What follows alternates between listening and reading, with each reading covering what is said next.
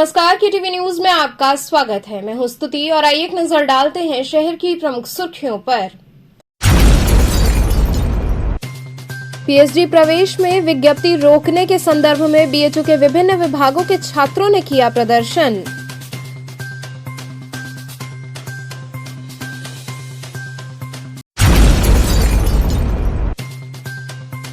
अस्सी घाट पर सुबह बनारस मंच के 9वें स्थापना दिवस समारोह में पद्मश्री मालिनी अवस्थी ने की शिरकत।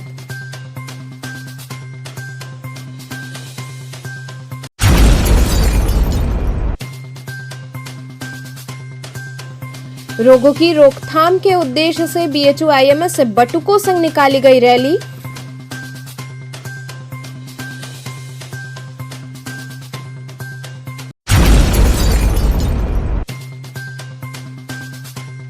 और कटवा चौकी प्रभारी द्वारा अभद्र व्यवहार किए जाने का आरोप लगाते हुए जिला पंचायत सदस्यों ने एडिशनल कमिश्नर से की मुलाकात।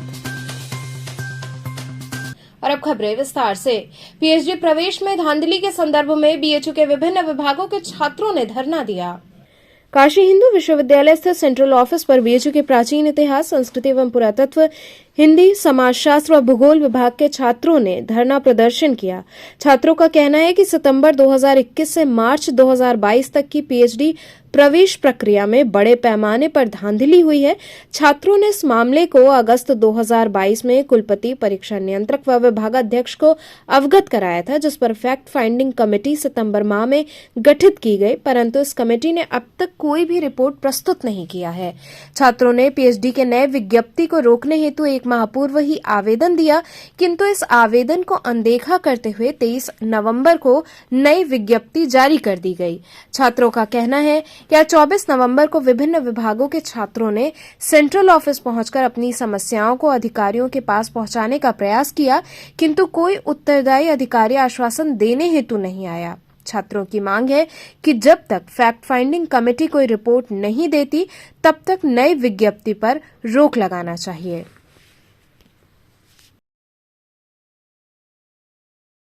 यहाँ पे धरना इसलिए हो रहा है कि एआईसी डिपार्टमेंट में और 4 डिपार्टमेंट में भी चोरी धांधली हुआ है।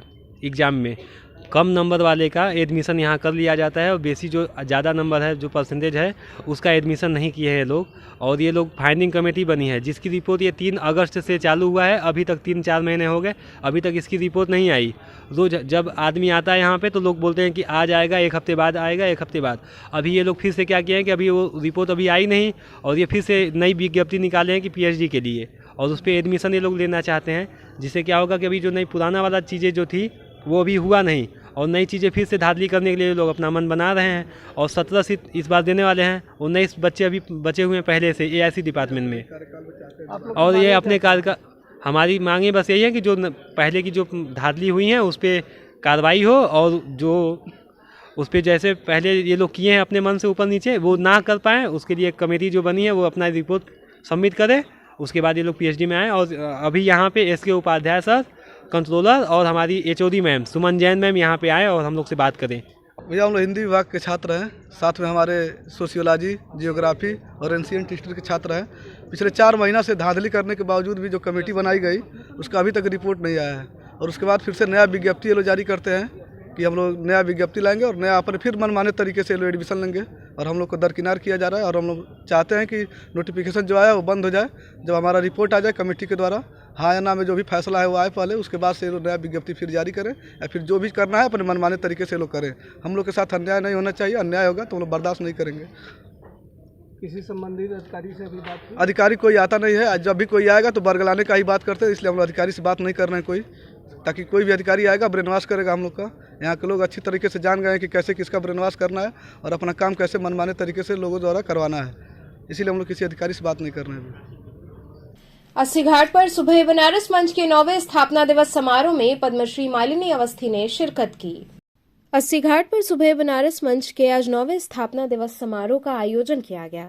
इस आयोजन में मुख्य अतिथि के रूप में पद्मश्री मालिनी अवस्थी पहुंची। सुबह बनारस द्वारा होने वाले दैनिक आरती में पद्मश्री मालिनी अवस्थी सम्मिलित हुई। इसके उपरांत उन्होंने महायज्ञ में शामिल होकर यज्ञ किया एवं सुबह बनारस के सांस्कृतिक मंच पर उन्होंने अपनी प्रस्तुति भी दी। उन्होंने कहा कि ये मेरा सौभाग्य है कि सुबह बनारस की 9वीं वर्षगांठ के अवसर पर मुझे यहाँ बुलाया गया है। उन्होंने कहा कि अपने घर में बुलाया नहीं जाता, आज मेरा अवसर आया। उन्होंने कहा कि इतने अच्छे और इतने विद्वान आज यहाँ पर मेरे सामने बैठकर सुन रहे थे, ये एक कलाकार के लिए सौभाग्य की बात होती है।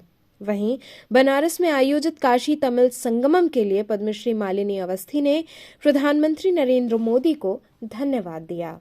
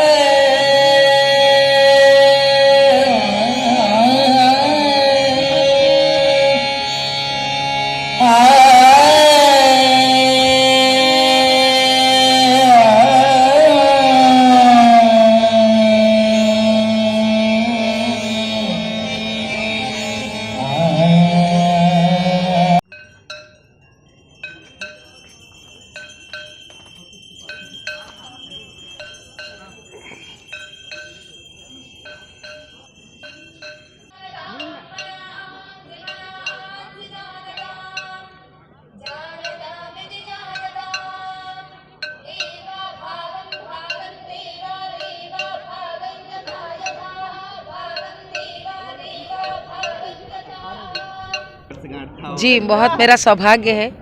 एक तो महादेव की नगरी ऊपर से गंगा जी का किनारा और अस्सी घाट पर ये पूजित मंच जहाँ पर अनवरत संगीत की सेवा हो रही है, जहाँ पर गंगा जी की आरती के बाद विश्व कल्याण के यज्ञ के बाद यहाँ पे स्वर की प्रणामी दी जाती है। और आज मेरा बहुत बड़ा सौभाग्य है कि आज 9वीं वर्षगांठ में मुझे यहाँ पर बुलाया गया। अपने घर में तो खैर बुलाया नहीं जाता कहते हैं, आज मेरा अवसर आया और इतने अच्छे इतने बड़े विद्वान यहाँ पे सब आज समक्ष सुन रहे थे बैठ कर के। ये एक कलाकार के लिए भी सौभाग्य की बात है। दूसरा, मैं यहाँ बैठी थी आज अपने गुरु का ही स्मरण कर रही थी, श्रद्धेय अप्पा जी, और मैं यही सोचती हूँ कि जब पूरे विश्व में आप कहीं जाए तो काशी की भोर प्रसिद्ध है, लेकिन काशी की भोर बाहर से कोई व्यक्ति आए और देखना चाहे कैसी होती है तो उसको सिर्फ सुबह बनारस में आना है, 5 साढ़े 5 बजे यहाँ आकर धूनी रमा लेनी है। यहाँ जो होता है वो अद्भुत है। आप यहाँ पर जब 2-2.5 घंटा बिता करके सवेरे निकलते हैं यहाँ से तो आपको लगता है कि भारतीय संस्कृति में जो अग्नि को प्रणाम, जो ऊर्जा को नमन, जो सूर्य को नमन प्रणाम, जो जल को प्रणाम, जो सृष्टि के कल्याण के लिए सामूहिक यज्ञ की आहुति की भावनाएं, ये वास्तव में कैसे हमारे पूर्वज करते थे, ये यहीं देख कर के अनुभूत किया जा सकता है। तो आज गाकर बहुत बहुत बहुत आत्मिक संतोष मिला, बहुत अच्छा लगा। दीदी, काशी तमिल संगमम हो रहा है। जी जी, उत्तर और दक्षिण का एक क्या कहें?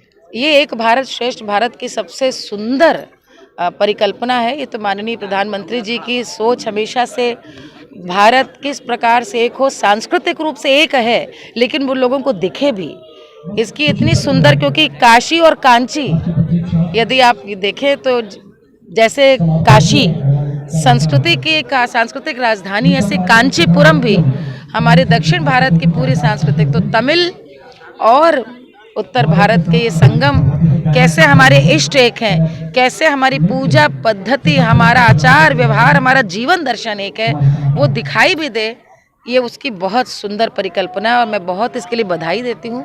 और मैं सोचती हूँ कि इस तरह के आयोजन हर जगह करे जाने की ज़रूरत है। आज पूरा भारत एक है। वैसे भी इस समय आप देख रहे हैं दक्षिण भारत की कला हो या दक्षिण भारत का साहित्य हो, इसकी चर्चा आज घर घर में है। उस दृष्टि से मुझे लगता है काशी में आयोजित ये कार्यक्रम एक भारत श्रेष्ठ भारत की अवधारणा। अस्सी घाट पे सुबह बनारस जब सबसे पहले शुरुआत इसकी हुई थी तो मैं लगातार आती थी। ये 9वां वर्षगांठ है, इसलिए मैं यहाँ आई और देखकर बहुत अच्छा लगा मुझे। मैं हमेशा आती रहती हूँ और यह प्रोग्राम में बहुत ही अच्छा लगता है।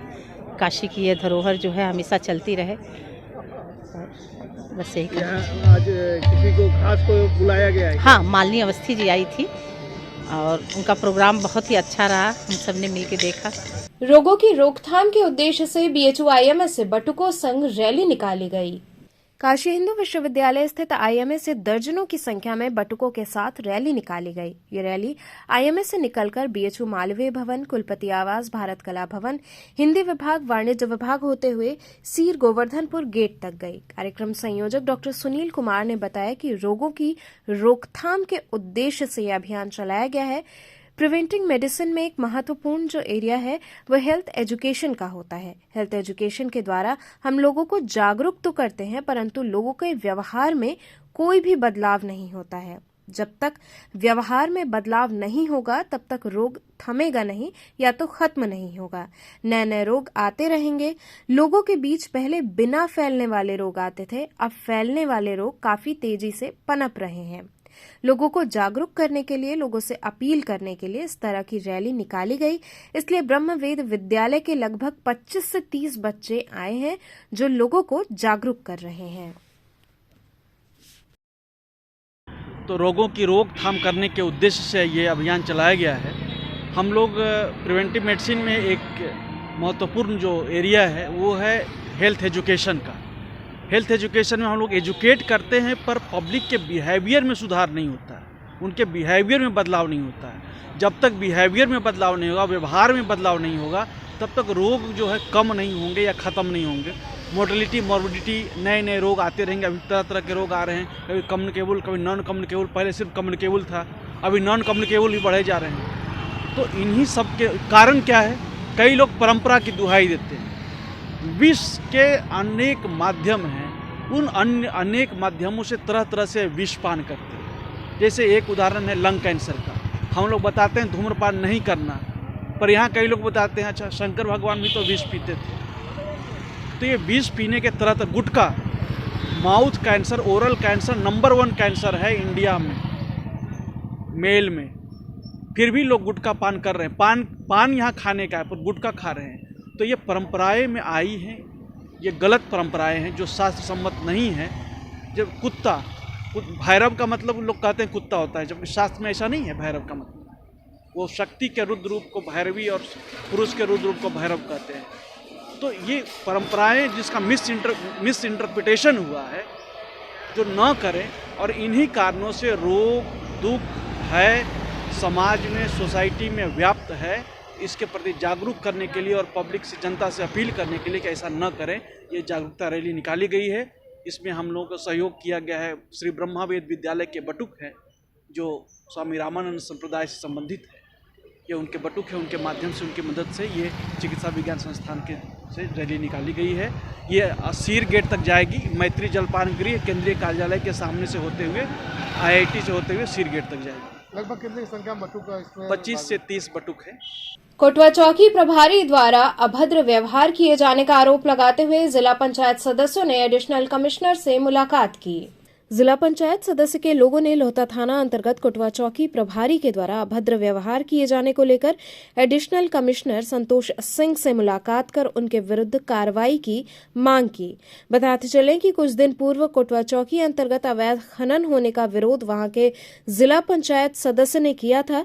वहीं एडिशनल कमिश्नर संतोष सिंह से बातचीत के दौरान उन्होंने बताया कि इस पर जांच की जा रही है और जो भी दोषी पाया जाएगा उसके विरुद्ध उचित कार्रवाई की जाएगी।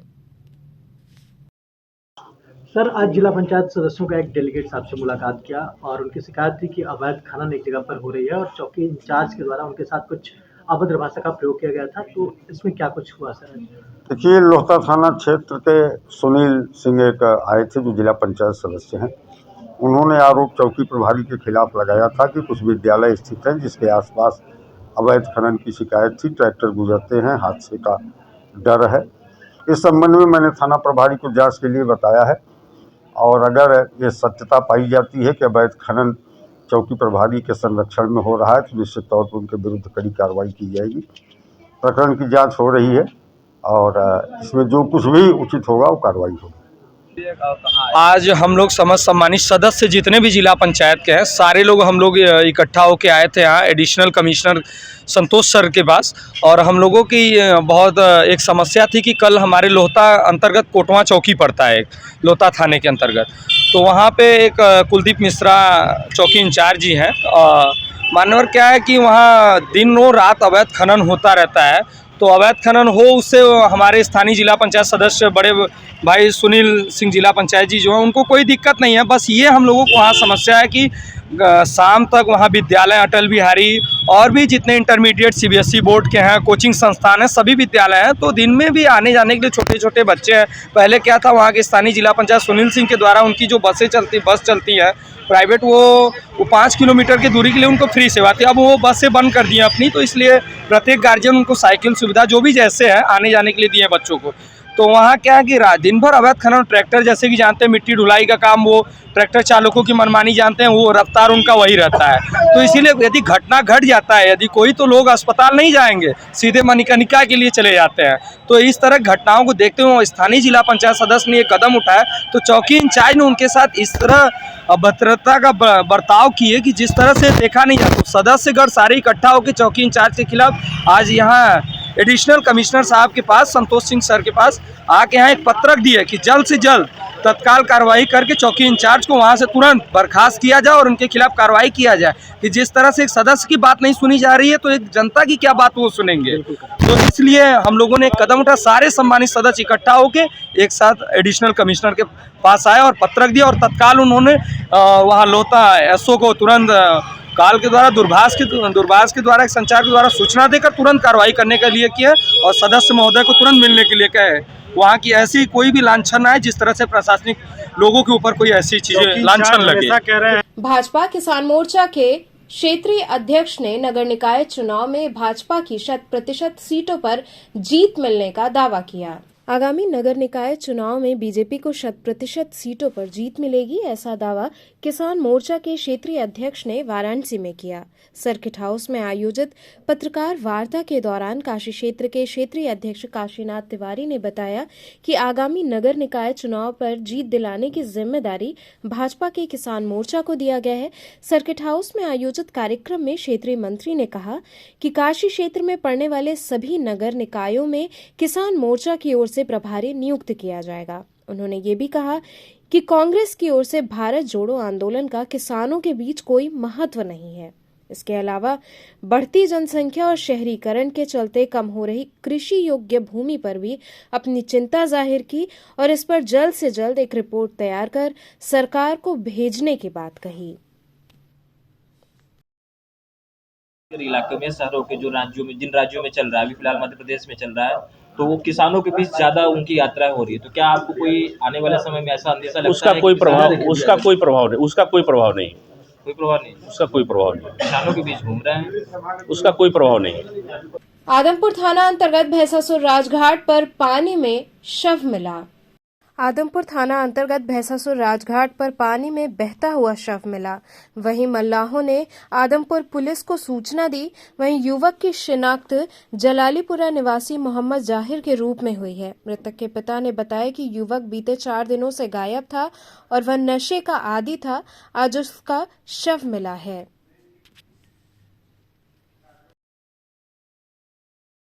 समस्या हुई है क्या? कौन नदी में गायब युवक की शव मिली, वो कौन था? वो हमारा पुत्र है। क्या नाम था उनका? मोहम्मद जाहिर। कहाँ के रहने वाले हैं? जलालीपुरा। कैसे सूचना मिली कि ये जो आपका बेटा था? कोनिया में हमारा साढ़ू का लड़का जो है जाकर बताया कि किसी की डेड बॉडी मिली है। अच्छा। तो जब पहुँचे वहाँ तब देखने के बाद कंफर्म हुआ। तो कंफर्म है कि वो आपका ही बेटा है? जी। तो क्या करते थे ये आपके बेटे को? ये 4 साल से एकदम बेरोजगार था। अच्छा। और नशे का टेबलेट वगैरह यूज़ करता था और इधर उधर चोरियाँ करने लगा। और उसी में जो है सोमवार को ये निकला है और 40 रुपया इधर उधर से मांगा है और उसके बाद जो है गायब हो गया। कब के गायब थे? सोमवार को तो 2:30 बजे। बीएचयू वैदिक विज्ञान केंद्र में बौद्धिक विरासत परियोजना के अंतर्गत राष्ट्रीय संगोष्ठी आयोजित की जा रही है।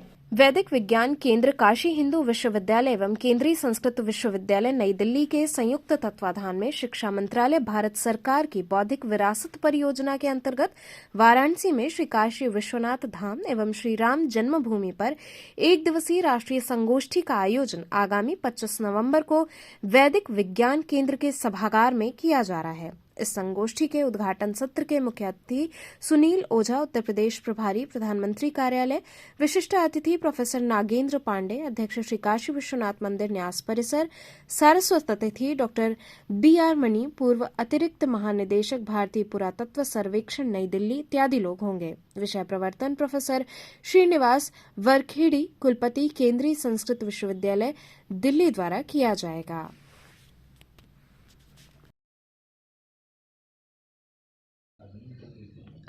इसका एक रूपरेखा एक दिवसीय राष्ट्रीय संगोष्ठी है, जिसमें मूलतः देखिए सभी जानते हैं कि यह ज्योतिर्लिंग है, वो भगवान राम की जन्मभूमि है और इसका एक आध्यात्मिक लाभ क्या होता है सभी एक भारतीय जनमानस के हृदय में है। लेकिन इसका जो पुरातात्विक दृष्टि से, आध्यात्मिक दृष्टि से, ऐतिहासिक दृष्टि से, सांस्कृतिक दृष्टि से क्या इसका विशेष महत्व है, इस पर भी प्रकाश हमारे विद्वानों के द्वारा इस पर विमर्श होगा। और नए जो छात्र इसमें लगभग 200 छात्र इसमें रजिस्ट्रेशन किए हैं, तो इन छात्रों के द्वारा एक डायलॉग होगा, एक संवाद होगा। हर प्रत्येक सत्र में उनके प्रश्न उपस्थापित होंगे, उसके जवाब हमारे जो विशिष्ट वक्ता हों वो देंगे। तो एक तरह से नई पीढ़ी है, जो इंटेलेक्चुअल जो बच्चे हैं, उनमें भी इन सारे विषयों पर परिचर्चा का मूल उद्देश्य है इस बौद्धिक विरासत परियोजना के परिप्रेक्ष्य में। सर देखा गया, अब इससे पहले भी तमाम संगोष्ठी हुई हैं, जिसमें खासकर काशी विश्वनाथ धाम के जो वहाँ पे आदि विशेषता और सब चीज़ों का उन अवशेषों पर भी कई चर्चाएँ यहाँ पे हुई। देखिए, जब आध्यात्मिक दृष्टि से चर्चा होती है व्याख्यान के क्रम में, तो काशी के समग्र जो स्वरूप है उस पर लेकर के चर्चा होती है। जो 3 खंड है, विश्वेश्वर, केदार और भैरव खंड, और उसके जितने भी प्राचीनतम जो मंदिर हैं, आदि विश्वेश्वर आदि, उन पर भी परिचर्चा निश्चित रूप में जो वक्ता हैं वो उनके व्याख्यान के अंतर्गत निश्चित रूप में उस पर परिचर्चा जरूर होगी। तो चलते चलते पुनः एक नजर डालते हैं शहर की प्रमुख सुर्खियों पर। पीएचडी प्रवेश में विज्ञप्ति रोकने के संदर्भ में बीएचयू के विभिन्न विभागों के छात्रों ने किया प्रदर्शन।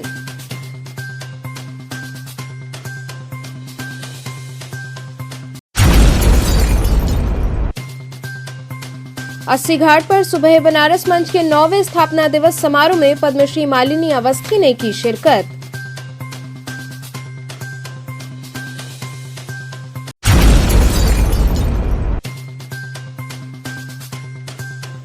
रोगों की रोकथाम के उद्देश्य से बीएचयू IMS से बटुकों संग निकाली गई रैली।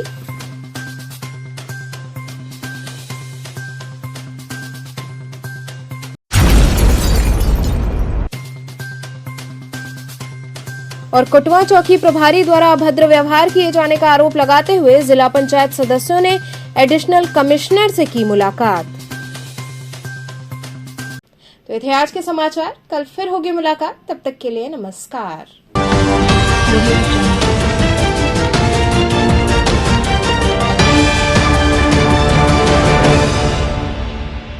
खबरों से जुड़े रहने के लिए हमारे चैनल KTV वाराणसी को सब्सक्राइब करें और लेटेस्ट अपडेट्स के लिए बेल आइकन को प्रेस करें।